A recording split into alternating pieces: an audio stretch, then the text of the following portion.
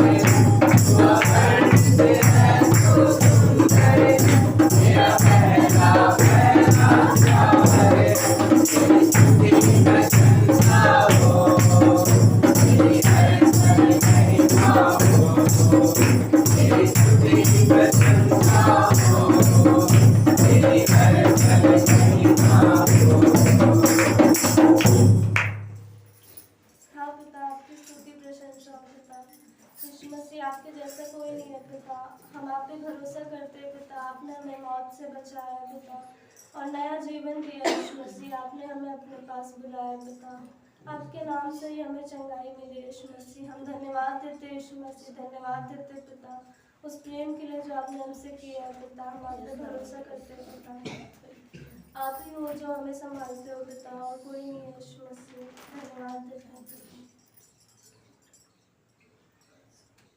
यीशु मसीह, भरोसा मेरा, तू ही सहारा है मेरा। मुश्किल समय में तू ही दिलासा, साथ रहेगा तू सदा। यीशु मसीह, भरोसा मेरा, तू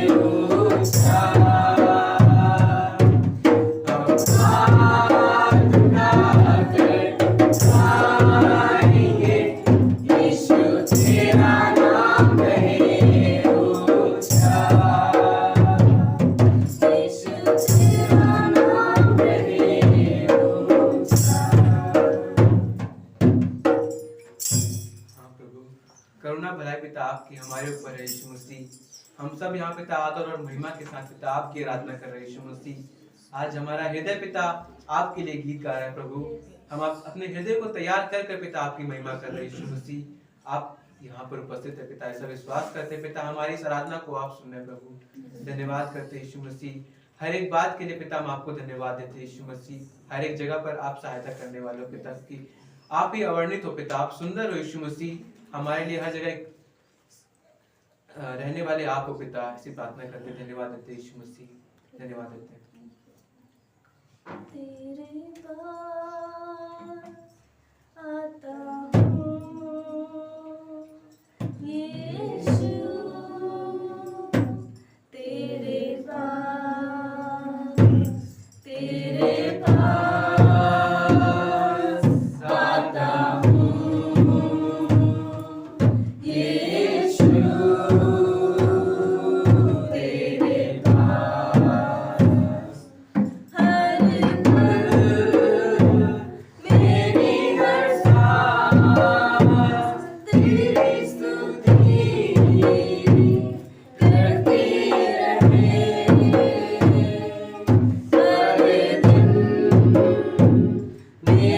हर सांस तेरी महिमा गाती रहे। हर पल मेरी हर सांस तेरी स्तुति करती रहे। हर दिन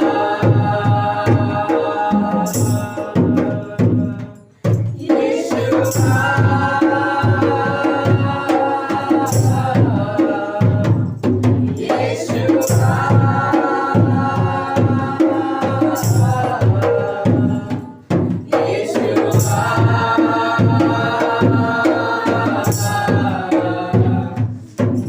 सांस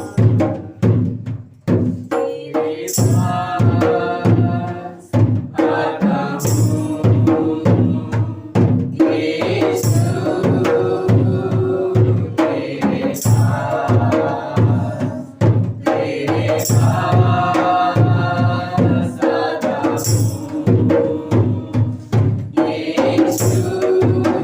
यीशु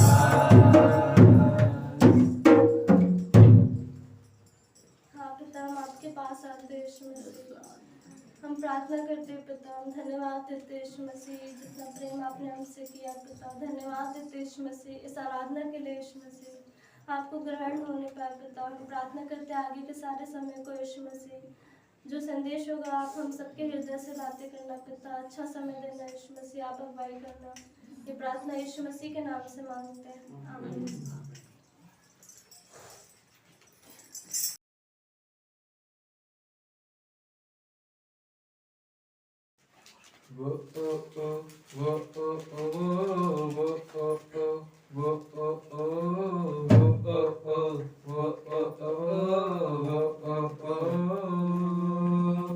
देखो क्रूस पर प्रेम की सजा, उन्हें हाथों पर नाम मेरा लिखा। देखो क्रूस पर प्रेम की सजा, उन्हें हाथों पर नाम मेरा लिखा।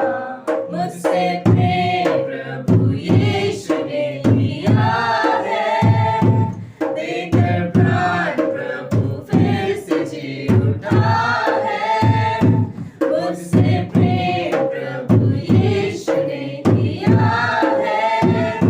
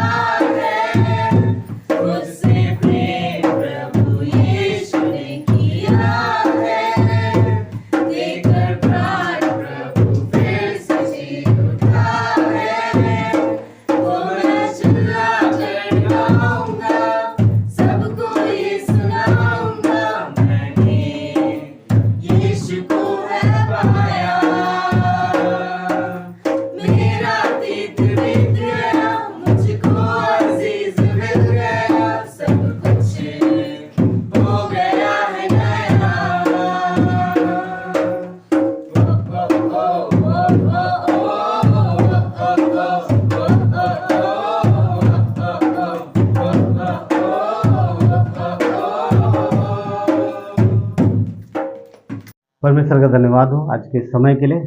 मत्ती का 16 अध्याय 18-19 देखेंगे। और अच्छा आज का संदेश रहेगा, अच्छा समय रहेगा, ध्यान बना के रखिएगा, ध्यान बना के रखिएगा। तो पढ़ता हूँ, आगे हम लोग पढ़ते हैं, ठीक है। सब पहुँच गए। लिखा है, और मैं तुझसे कहता हूँ कि तू पतरस है। यीशु मसीह ने पतरस को यह बात बोला कि तू पतरस है। हालांकि वो पतरस था, ये नाम यीशु ने दिया, पर वापस से फिर यहाँ पर बोला है कि तू पतरस है और मैं सिर्फ इस पत्थर पर अपनी कलीसिया बनाऊंगा, अधोलोक के फाटक उस पर प्रबल न होंगे। वचन 19, मैं तुझे स्वर्ग के राज्य की कुंजियाँ दूंगा और जो कुछ तू पृथ्वी पर बांधेगा वो स्वर्ग में बंधेगा, और जो कुछ पृथ्वी पर खोलेगा वो स्वर्ग में खुलेगा। ठीक है, प्रार्थना करते हैं। परमेश्वर धन्यवाद देते हैं, आज के समय को आपके हाथों में सौंपते हैं। पवित्र आत्मा आपकी अगुवाई मांगते हैं। परमेश्वर आप हमारे बीच में हो पिता प्रभु, आपका आनंद हमारे हृदय में। परमेश्वर प्रभु यीशु आपके द्वारा हम सब चलाए जाएं, आपकी अगुवाई पाएं। पवित्र आत्मा हम सबके जीवन में कार्य करो, और प्रभु हमें आपके वचनों से भरो। परमेश्वर पिता, हर एक के जीवन को जानते हो आप, हर एक के मन की बातों को जानते हो, हर एक के दिल में क्या है प्रभु, उनके जीवन में क्या समस्याएं हैं, सब आप जानते हो प्रभु। पूरी कलीसिया को आपके हाथों में देते परमेश्वर, और हम मांगते हैं परमेश्वर प्रभु कि आप हमारी भरपूरी हो परमेश्वर, आप ही हमारा निवारण हो प्रभु, हर एक चीज़ों से पिता आपकी महिमा हो परमेश्वर। धन्यवाद देते हैं प्रभु, आपकी अगुवाई मांगते हैं परमेश्वर, धन्यवाद देते हैं प्रभु। आवाज़ हमारी पर, संदेश आपका, यीशु के नाम से मांगते हैं, आमीन।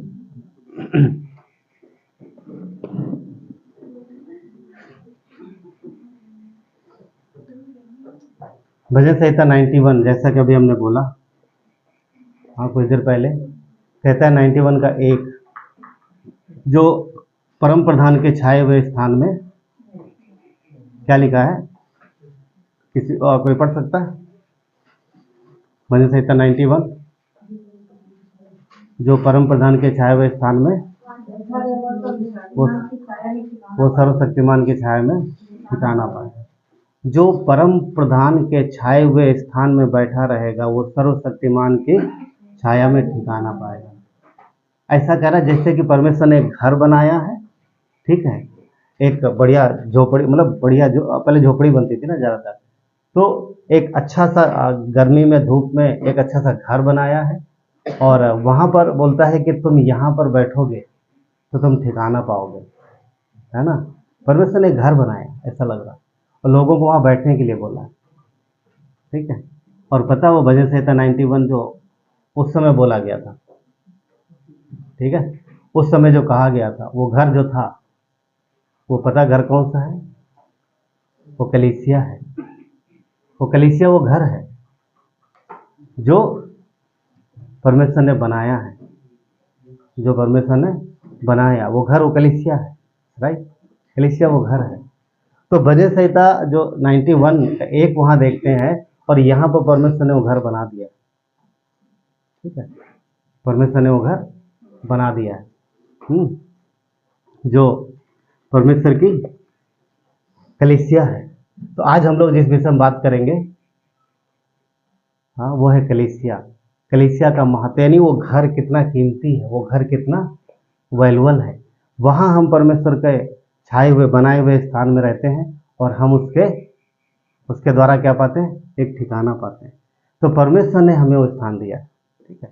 तो हम देखते हैं कि परमेश्वर ने पुराने नियम में एक भवन बनाया था, और वो भवन कहाँ बनाया था, लोगों के बीचों बीच में।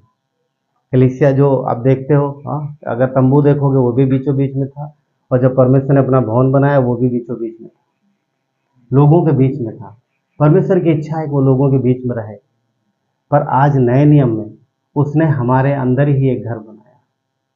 कलीसिया परमेश्वर का घर है, वो कलीसिया में निवास करता है, वो हमारे आपके अंदर भी निवास करता है, वो परमेश्वर है। हाँ, क्योंकि नया नियम कहता है, नया नियम इस बात को गवाही देता है कि परमेश्वर का आत्मा हमारे अंदर निवास करता है। कितने लोग जानते हैं ये बात? जानते हैं ना? कुरिन्थियों 3:16, कुरिन्थियों 6:19, पहला कुरिन्थियों 3:16, पहला कुरिन्थियों 6:19। पहला कुरिन्थियों 6:19 क्या कहता है? क्या तुम नहीं जानते उसका आत्मा तुम्हारे अंदर निवास करता है?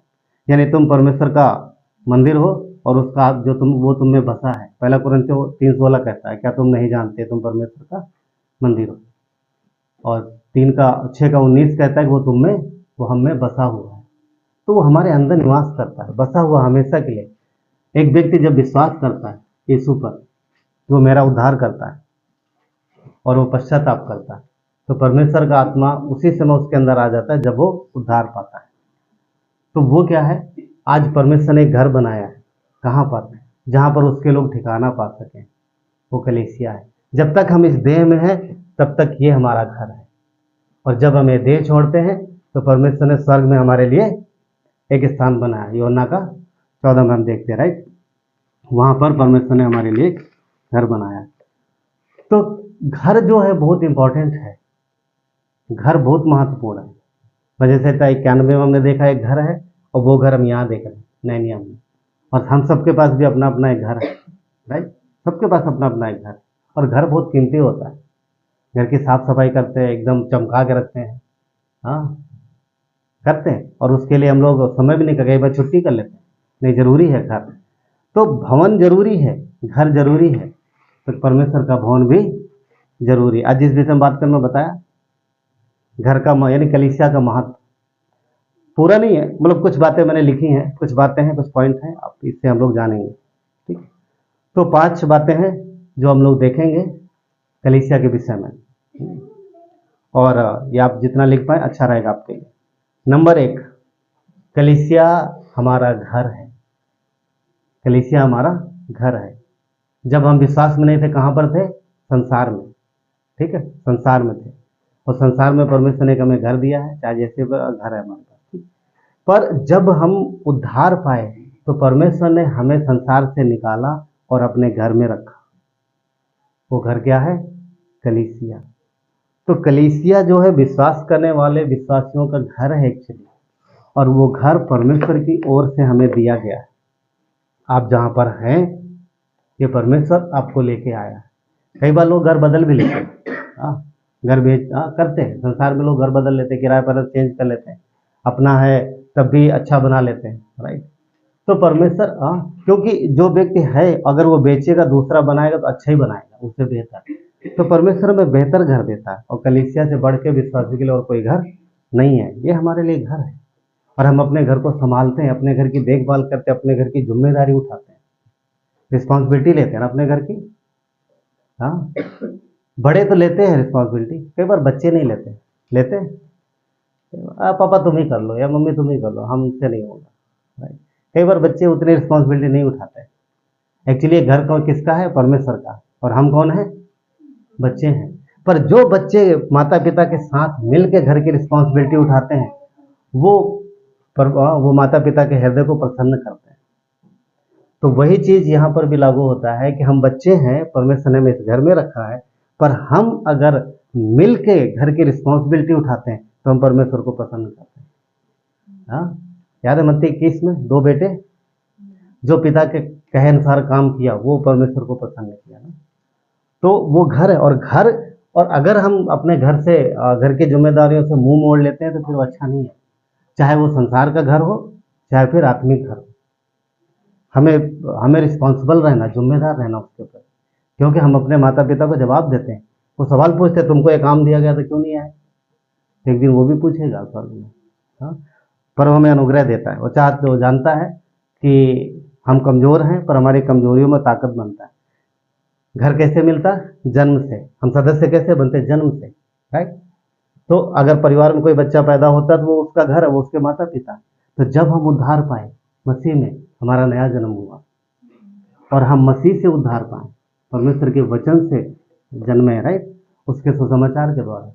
तो जब हमें नया जन्म मिला तो ये हमें घर दिया गया इस जीवन के लिए। जब तक हम धरती पर हैं तब तक ये आत्मिक घर हमारा है, ये कलीसिया हमारा घर है, राइट, और इसमें हम रहते हैं।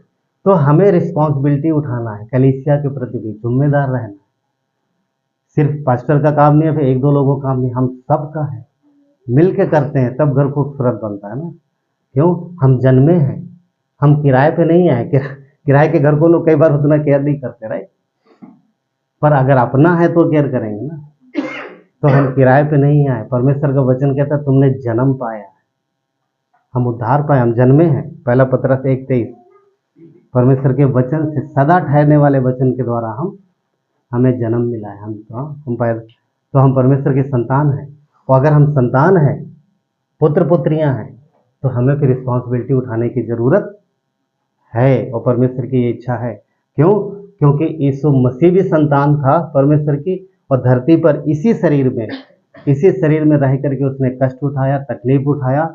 और वचन कहता है इब्रानियों का 5:8 कि वो दुख उठा करके उसने आज्ञा मानी, जिम्मेदारी उठाई उसने। और ये उसने क्यों किया? ताकि हम जो उसके फॉलोअर हैं, हम किसके फॉलोअर? मसीह के। तो हम भी अपने जीवन में अपनी रिस्पॉन्सिबिलिटी को समझें, अपने दायित्व को समझें। क्यों? क्योंकि ये हमारा घर है, कलीसिया हमारा घर है, हमारा परिवार है, और ये महत्वपूर्ण है। हमारा घर हमारे लिए महत्वपूर्ण है, हमारे लिए इम्पोर्टेंट है। तो कलीसिया हमारे लिए इम्पोर्टेंट है। और दूसरी बात, रिश्ता, घर में रिश्ता, यानी कलीसिया में रिश्ता। कलीसिया में रिश्ता दूसरा पॉइंट है। जो हमारा घर होता है, जब हम जन्म लेते हैं तो माता पिता, भाई बहन सब मिल जाते हैं ना, सब मिल जाते हैं। सेम उसी तरीके से आत्मिक जब जन्म लेते हैं तो परमेश्वर हमें भी यहाँ रिश्ते देता है, माता पिता देता है, भाई बहन देता है, जो हमारे लिए होते हैं, वो हमारे रिश्ते हैं। और ये रिश्ते सदा के लिए रहते हैं। स्वर्ग में हो सकता है कि संसार के रिश्ते छूट जाएं, पर ये रिश्ते सदा रहेंगे। और जितना इम्पोर्टेंट संसार के रिश्ते हैं, उतना ही या उससे कहीं ज़्यादा महत्वपूर्ण है हमारे आत्मिक रिश्ते। कई बार जिनकी हम केयर नहीं करते, जिनकी परवाह नहीं करते। ये सिर्फ आत्मिक में नहीं होता, संसार में भी देखा जाता है। लोग अपनों की कई बार परवाह नहीं करते, घर में भी ना। मैं संसारिक रिश्तों की बात कर रहा हूँ। कई बार बच्चे माता पिता की परवाह नहीं करते, कई बार लोग एक दूसरे की कहने अरे छोड़ो, वो अपनी अपनी अभिलाषाओं में रहते हैं। मगर जरूरी है कि हम जिनके साथ रहें उनकी परवाह करें, ये परमेश्वर की इच्छा है ना। और कई बार ऐसा नहीं कर पाते। घर में भी अगर हम हैं तो जो रिश्ते हैं हम उनकी कदर करना, उनकी हमें फिक्र करना, परवाह करना। परमेश्वर ने परिवार दिया ना। तो कलीसिया जो परिवार है उसमें भी हमारे जो रिश्ते हैं उनके हमें कद्र करना। अब आप अगर देखोगे तो मैं 1-2 उदाहरण आपको देता हूँ वचन से, जहाँ पर रिश्तों की कद्र की गई है। अगर आप पढ़ोगे रोमियो, लिख लो आप, रोमियो का 16 अध्याय वचन 13। यहाँ पर पौलुस एक रूफेस नाम का व्यक्ति है, उसके विषय में लिखता है। क्या कहता है कि रूफेस जो प्रभु में चुना है, उसकी माता, किसकी माता? उस व्यक्ति की माता रूफेस। कहता उसकी माता जो मेरी भी माता है। कहता जो मेरी भी माता है, दोनों को नमस्कार। अब पॉइंट ये है कि माँ तो उसकी है, रूफेस की, पर पौलुस लिख रहा मेरी भी माँ है। क्यों? क्योंकि कलीसिया में जो बुजुर्ग हैं वो माता के बराबर, बुजुर्ग स्त्रियां माँ के बराबर, और जो यंग स्त्रियां हैं, जो यंग हैं, वो बहन के बराबर। दो ही रिश्ते, ठीक है। मैं और भाइयों में जो बड़े हैं वो पिता के जैसे हैं, और जो साथ के यानी यंग बराबर उम्र के हैं वो भाई जैसे। तो दो ही रिश्ते, और कोई रिश्ता नहीं है। वो अलग बात है कलीसिया में मैरिज हो जाती, मैरिज होने के बाद आप पति पत्नी हो सकते हैं, पर जब तक नहीं है तब तक एक ही रिश्ता। जो आपके हम उम्र है, आपस में भाई बहन है, और जो बड़े उम्र के हैं वो माता पिता के जैसे है, वो एक रिश्ता। और कोई रिश्ता नहीं। और यीशु मसीह ने आत्मिक रिश्तों को ज़्यादा महत्व दिया है संसारिक रिश्तों से। पता कैसे? आपको पता जब यीशु को क्रूस पर चढ़ाया जा रहा था तो वहाँ पर कई सारे लोग थे। बाद में मेरे ख्याल जब चढ़ा के चले गए होंगे तो और भी ज़्यादा लोग इकट्ठा हो गए होंगे। तो यीशु मसीह ने मरते समय, मरने से पहले एक अपनी जिम्मेदारी पूरी की, पुत्र होने की जिम्मेदारी पूरी की। उसने अपनी माँ को अनाथ नहीं छोड़ा। क्या माँ अनाथ थी? वचन कहता है यीशु के कई भाई बहन थे और भी कई भाई बहन थे, मगर जब वो मर रहा था, यानी जब क्रूस पर था, तो मरने से पहले उसने यूहन्ना को रिस्पॉन्सिबिलिटी दे दी कि यूहन्ना को कि ये तेरी माँ है। उसने नहीं बोला ये मेरी माँ है, अब से ये तेरी माँ है। और हाँ, अगर आप पढ़ेंगे तो आप देख सकते हैं यहाँ पर यूहन्ना का 19 अध्याय आपको 26 और 27 में मिलेगा। 26 में यीशु ने बोला, हे नारी ये तेरा पुत्र है। किसको बोल रहा? मरियम को बोल रहा यूहन्ना के लिए कि ये तेरा पुत्र है, ठीक है। और यूहन्ना को बोला 27 में उसने कहा ये तेरी माता है। यूहन्ना को बोला अब ये तेरी माँ है। पॉइंट बोलने का ये है कि अब से यूहन्ना, अब से तेरी जिम्मेदारी है कि तू मेरी माँ को संभालेगा, जो धरती की मेरी माँ है। अब सवाल ये पैदा होता है, यीशु के भी और भी भाई बहन थे, शायद यूसुफ अभी मरा नहीं होगा, पिता उसका जीवित हो सकता है। हाँ, यूसुफ के विषय में तो कुछ जानकारी मिलती नहीं उस समय का, मगर भाई बहन थे। अब और भी भाई बहन, सगे भाई बहन, हाँ, जो उसकी माँ मरियम से उत्पन्न हुए, फिर भी उसने किसको सौंपा अपनी माँ की जिम्मेदारी? शिष्य को सौंपा, यूहन्ना को सौंपा। क्यों भाई? क्या वो खिला नहीं सकते थे अपनी माँ को? खिला सकते थे। तो परमेश्वर चाहता था कि मेरी माँ मेरे शिष्यों के साथ रहे। क्यों? क्योंकि मेरी माँ विश्वासी है। मरियम विश्वास करने वाली स्त्री थी और विश्वासी। और भाई उस समय यीशु के भाइयों में किसी ने विश्वास नहीं किया था। तो परमेश्वर चाहता था, यीशु मसीह चाहते थे कि मेरी माँ जो कि विश्वासी है वो मेरे अविश्वासियों भाइयों के साथ ना रहे, वरना वो धीरे धीरे उसके विश्वास को कमजोर करेंगे। इसलिए उसने यूहन्ना को दिया कि अब से तेरी माँ। वचन लिखा है कि वो उसी समय लेके चला गया उसको। किसको? मरियम को। चल मम्मी तू मेरे साथ चल। इससे पहले दूसरे भाई आए, वो लोग हाँ बुला के लेके जा, नहीं तू मेरे साथ चल। उसी समय लेके चला गया। यहाँ पर क्या बताने की कोशिश कर रहा हूँ मैं? यहाँ पर यह बताने की कोशिश कर रहा हूँ कि आत्मिक रिश्तों को परमेश्वर ने ऊंचा स्थान दिया है। कई बार हम लोग चुनाव नहीं कर पाते, कई बार अविश्वासियों के साथ रहते हैं, कई बार उनकी सुनते रहते हैं। तो परमेश्वर की इच्छा नहीं है कि हम अविश्वासियों की बातों पर ध्यान लगाएं। क्यों? वो हमारे विश्वास को कमजोर करेंगे। कई बार विश्वासी होते हैं पर सलाह लेते हैं अविश्वासियों से। वो भी घर के विषय में बात करें तो ठीक है, वचन से भी कई बार अपने पर्सनल जीवन के विषय में आत्मिक सलाह भी लेते हैं कई बार उन लोगों से जिनको कुछ पता नहीं। तो ये सही नहीं है। परमेश्वर चाहता है कि विश्वासी लोग विश्वासियों के साथ रहे, विश्वासियों के साथ फेलोशिप करें। कलीसिया इंपॉर्टेंट है, परमेश्वर ने कलीसिया बनाई। तो यीशु की इच्छा नहीं थी कि उसकी माँ अलग हो। और ये क्या कर रहा परमेश्वर? ये यीशु मसीह उस रिश्तों को ज़्यादा अहमियत दे रहा है। आत्मिक रिश्ते, हाँ, वो हमारे आपके लिए है कि हम जब धरती पर हैं तो हम उन लोगों के बीच में रहते हैं जो संसारिक हैं। हमें रहना है उनके बीच में।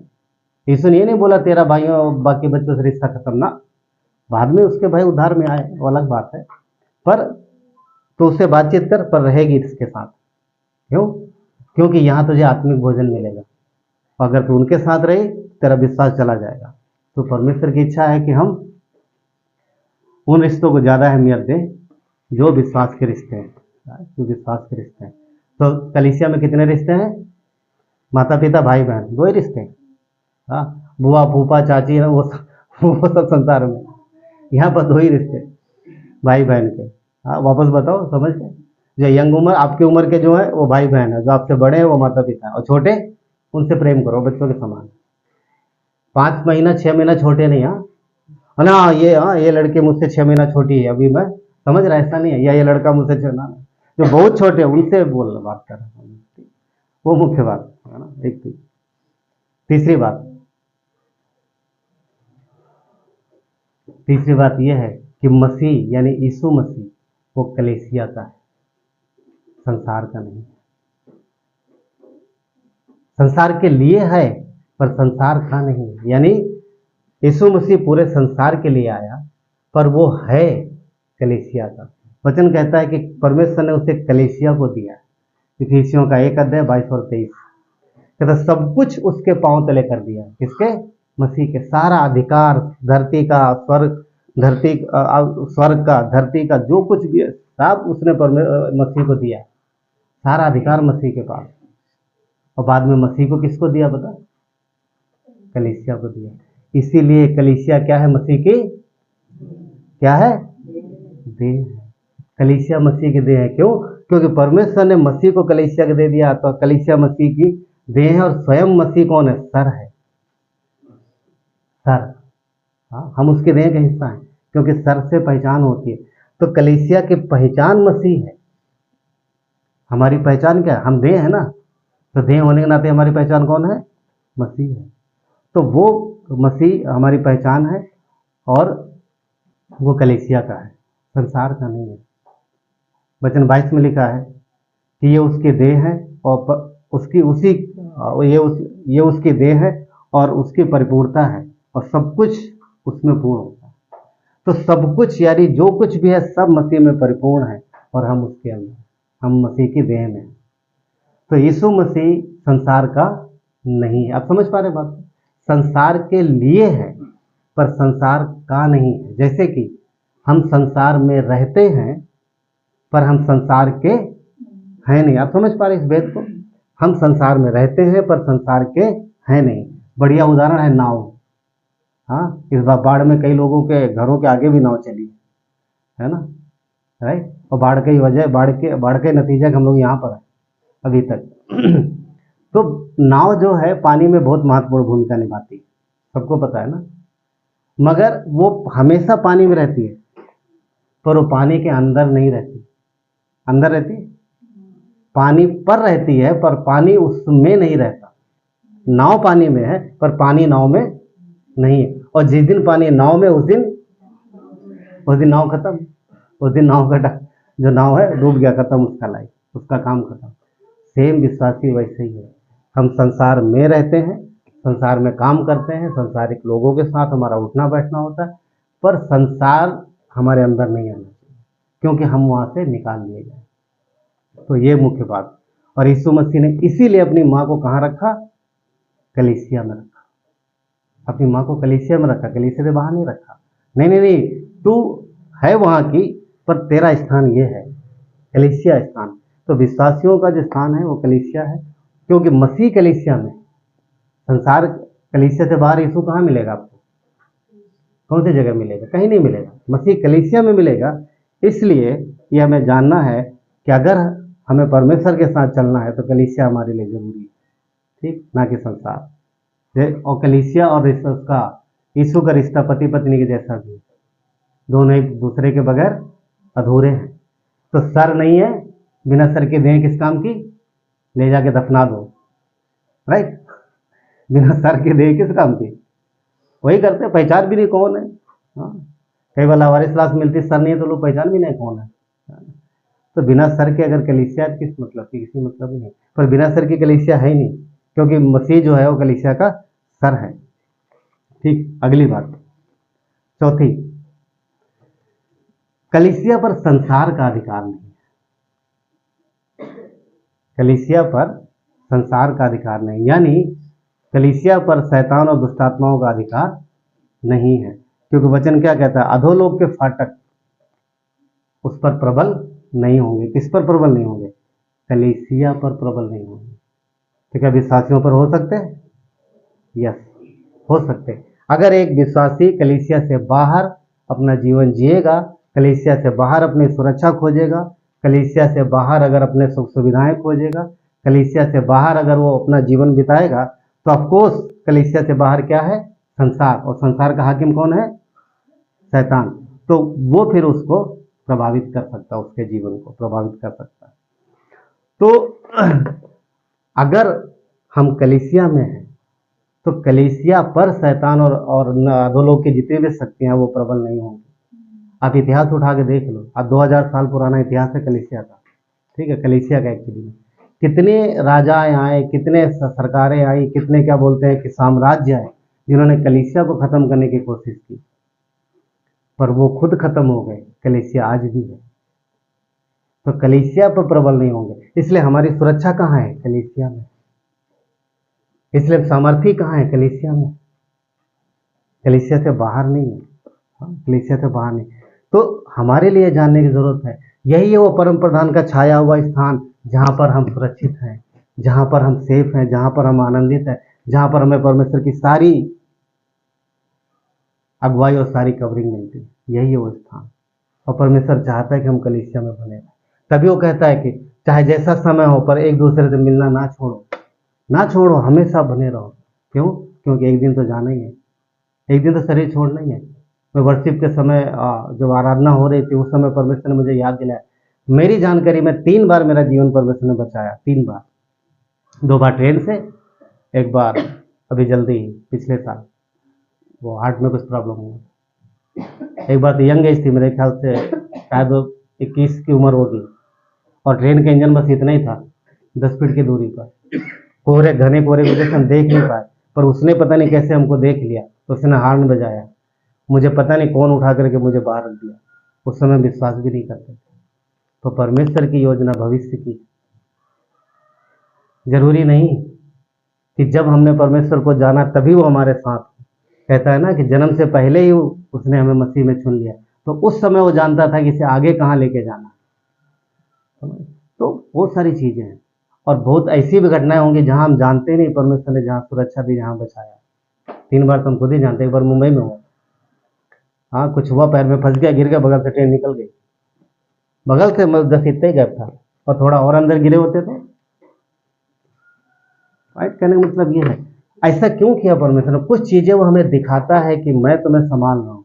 अगर वो ना, कई बार नहीं पता चलती, बहुत सी ऐसी चीजें होती जो हमें पता ही नहीं चलती, तो जब परमेश्वर हमें दिखा देता तो हम उसका धन्यवाद देते हैं। तो जो अधोलोक के फाटक, यानी शैतान और दुष्ट आत्माओं का जो अधिकार है, वो कलीसिया पे नहीं है, हमारे आपके जीवन में भी नहीं है, व्यक्तिगत तौर पे हमारे आपके जीवन में भी नहीं है। अगर हम प्रभु में बने तो, अगर अलग हो गए तो फिर हम उसके हाथ में आ जाएंगे, है ना? दायरा ना, कलीसिया एक दायरा है, उसके बाहर जाएंगे तो फिर उसके हाथ में, फिर हम सुरक्षित नहीं है। हम देह में सुरक्षित हैं, हम उसके देह में सुरक्षित हैं। क्यों? क्योंकि परमेश्वर हमें प्रोटेक्ट करता है।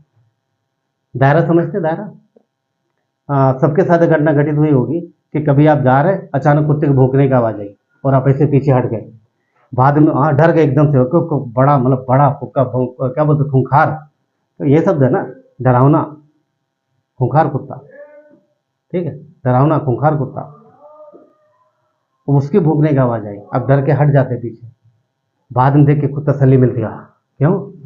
चैन से बंधा, वो बंधा है, रिलैक्स।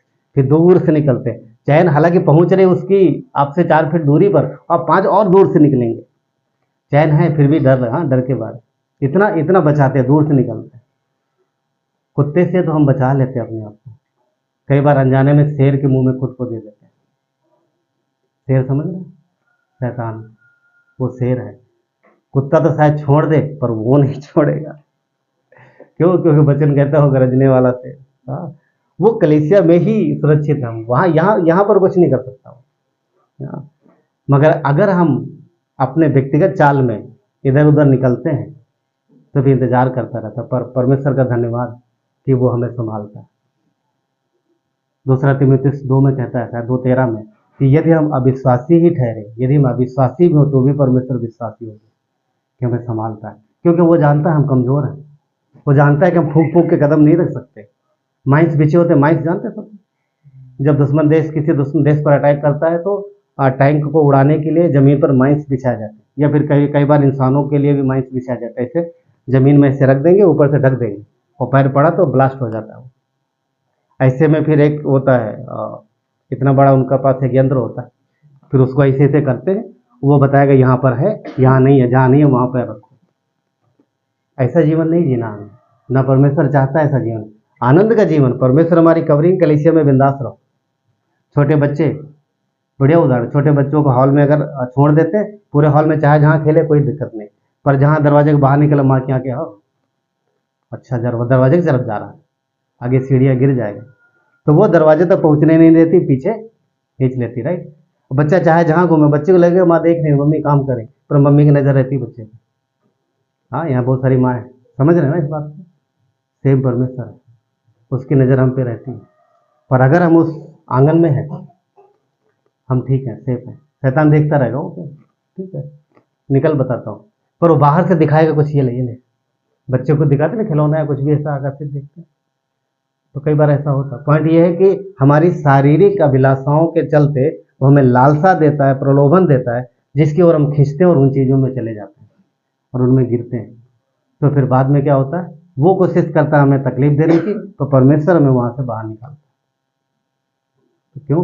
क्योंकि परमेश्वर विश्वासी हो गए, पर वो चाहता है कि हम कलीसिया में रहें, हम उसके कवरिंग में रहें, हम उसके साथ चलें, ये उसकी इच्छा है।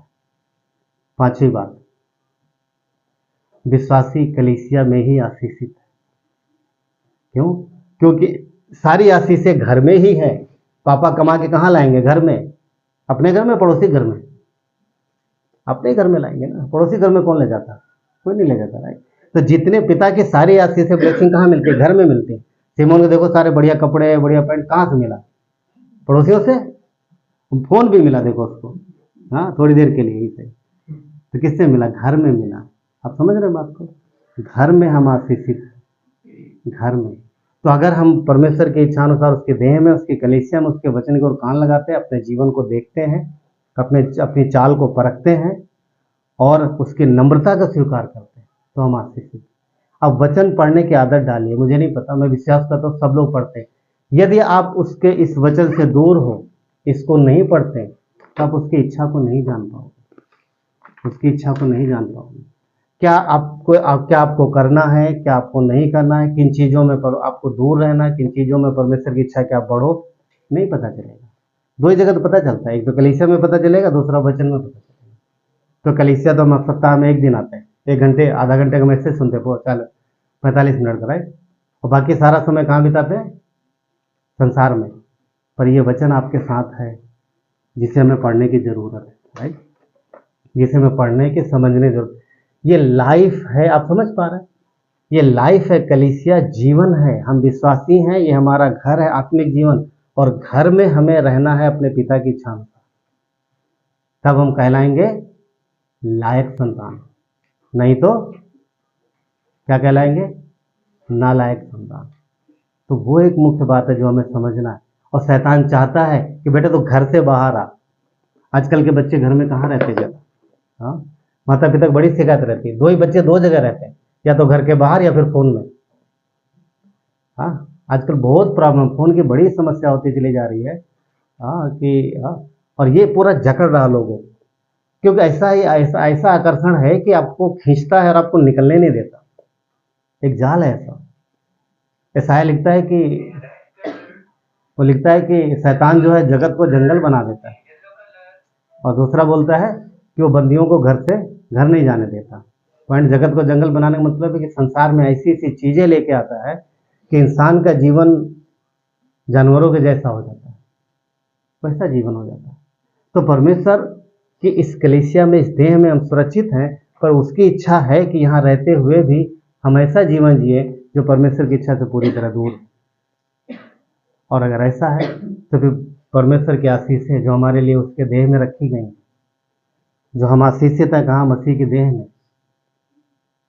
शैतान चाहता है कि हम उस घर से बाहर निकल जाए, उन आशीषों से बाहर निकलें। इफिसियों का 1:3 कहता है सारी स्वर्गीय आशीषें हमें दी गई, कहाँ पर? कलीसिया में। इफिसियों के पत्री मसीह के देह को दिखाती है, कुलस्सियों की पत्री मसीह के सर को प्रकट करती है। मसीह कलीसिया का सर। पढ़िए, इफिसियों की पत्री पढ़िए, कुलस्सियों की पत्री पढ़िए, गलातियों पढ़िए, आशीषित होंगे आप। पढ़िए, ध्यान से पढ़िए, बार बार पढ़िए, बार बार पढ़िए, समय निकालिए। क्यों? क्योंकि ये समय परमेश्वर का दिया हुआ है, और एक दिन ये नहीं रहेगा, एक दिन ये समय नहीं रहेगा और हम उसके पास खड़े होंगे, तो फिर क्या गवाही देंगे जाकर के? क्या गवाही देंगे? तो जितना परमेश्वर समय दे रहा है, कोशिश करो ज़्यादा से ज़्यादा उसके वचन पर मेडिटेशन करो, उसके वचन को समझो, सीखो, उसकी इच्छा को जानो, और उसके घर की महत्वता यानी कलीसिया के महत्वता को समझना। क्योंकि हम घर में ही सुरक्षित हैं, हम घर में ही आशीषित, घर में मतलब कलीसिया में आशीषित, और परमेश्वर ने हमें यहाँ पर अच्छे रिश्ते भी दिए हैं जो हमेशा के लिए रहेंगे। और ये रिश्ते इंपॉर्टेंट हैं। एक दिन जब हम स्वर्ग में खड़े होंगे तो आपके रिश्तेदार आपके साथ नहीं होंगे, अगल बगल देखोगे, अरे कहाँ गए, दूसरी तरफ नजर पड़ी, वो उधर है, कहाँ कहाँ है, नर्क में। जिससे हम इतना प्यार करते कहाँ है, और बाप रे नर्क, पर हम हमारे अगल बगल कौन है, यही सब दिखेंगे, यही दिखेंगे, जिनकी हमने केयर नहीं की, जिनकी हमने परवाह नहीं की, जिन रिश्तों को हमने इतना ध्यान नहीं दिया, इतना महत्व नहीं दिया, यही रहेंगे। तो जरूरी है कि हम कलीसिया जो हम परमेश्वर ने हमें घर दिया है, हम इसकी केयर करें, इन रिश्तों की केयर करें और परमेश्वर के वचन की केयर करें। ये इंपॉर्टेंट है। क्यों? क्योंकि यहीं पर रह करके परमेश्वर ने हमें ब्लेस किया। आशीष सबको चाहिए, आशीष सबको चाहिए, मगर अपने तरीके से। तो परमेश्वर कहता है तुम जहाँ पर हो, परमेश्वर ने हमें आशीष देने के लिए ही बुलाया। तो ब्लेस्ड हैं हम यहाँ पर। पता मत्ती 5 क्या कहता है, धन्य है वे, धन्य में जो इंग्लिश शब्द आता है ब्लेस्ड, आशीषित हैं हम। तो हम आशीषित लोग हैं, पर आशीष हमें परमेश्वर की कवरिंग नहीं है। और शैतान बड़ा चालाक जानता है, इसीलिए वो बाहर निकालने की कोशिश करता है, पर हम ब्लेस्ड हैं। तो कलीसिया जो महत्वपूर्ण है, कलीसिया जो हमारे लिए जरूरी है, हम घर में ही सुरक्षित हैं। परमेश्वर की इच्छा है कि हम जाने इस बात को, इस बात को जाने। क्यों? क्योंकि उसने हमें एक परिवार दिया है, उसने हमें एक घर दिया, उसने हमें एक जीवन दिया है, और जहाँ पर हमारे लिए सारी चीज़ें उसने रखी हैं। आइए प्रार्थना करते हैं। परमेश्वर धन्यवाद देते हैं आपके करुणा और दया के लिए प्रभु, आपकी महिमा हो परमेश्वर। धन्यवाद प्रभु कि आपने हमें एक घर दिया है पिता, जो आपकी ओर से हमें। धन्यवाद परमेश्वर कि आपने हमें छाए हुए स्थान में रखा है और हम आशीषित हैं प्रभु, हम सुरक्षित हैं परमेश्वर। धन्यवाद परमेश्वर, आपकी महिमा हो पिता। यहाँ पर आपके देह हैं प्रभु यीशु, हर एक के लिए प्रार्थना करते हैं परमेश्वर कि इनके जीवन में जो कुछ भी चल रहा है पिता, जो कुछ भी दिक्कत परेशानी जो कुछ भी है प्रभु यीशु, हम आपके नाम से मांगते हैं प्रभु कि आप उनकी सहायता करो, मदद करो और उन सारी चीज़ों से बाहर निकालो पिता। और प्रभु दुष्टात्मा और शैतान के प्रलोभन को समझने की समझ दो और उससे बाहर निकलने की सामर्थ्य दो पिता। प्रभु हम हर एक व्यक्ति को आपके हाथों में सौंपते हैं, क्योंकि मसीह का क्रूस हर एक चीज़ पर जयवंत है, हर एक दुष्ट की शक्ति पर जयवंत है। मसीह मरा हमारे लिए, हमारे पापों के लिए, और जयवंत है, वो जी उठा है। तो आज आपके पास मौका है, आप उसे अपना उद्धारकर्ता स्वीकार कर सकते हैं। वो आपके लिए मरा है और मरे हुए में से जी उठा है। यदि आप उसे अपना उद्धारकर्ता मानते हैं और पापों से मन फिराते हैं, तो परमेश्वर का वचन इस बात की गवाही देता है कि वो आपको स्वर्ग मिलेगा, आप अनंत जीवन पाएंगे, उसकी सच्ची शांति पाएंगे और उसकी सहभागिता पाएंगे, जिसका कोई मूल्य नहीं है। धन्यवाद परमेश्वर इन सारी बातों के लिए, धन्यवाद देते हैं। आपकी महिमा हो प्रभु, धन्यवाद देते हैं। सारा आदर गौरव महिमा आपको देते हैं। उद्धार करता है यीशु नासरी के नाम से मांगते हैं, आमीन।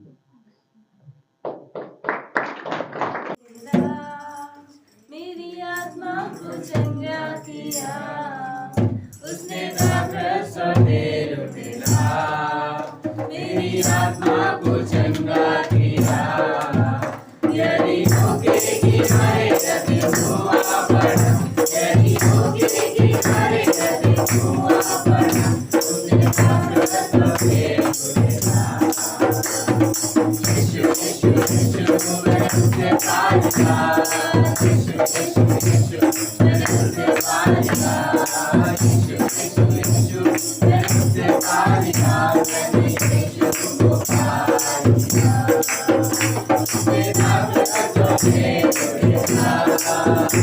मेरी आत्मा को चंगा किया, मेरी आत्मा को चंगा किया। यरीहो के किनारे कभी हुआ पड़ा, यरीहो के किनारे कभी हुआ पड़ा, उसने ताकत से खुलेगा। यीशु यीशु यीशु मैं उससे पालूंगा, यीशु यीशु यीशु मैं उससे पालूंगा, यीशु यीशु यीशु मैं उससे पालूंगा, मैं यीशु को पालूंगा।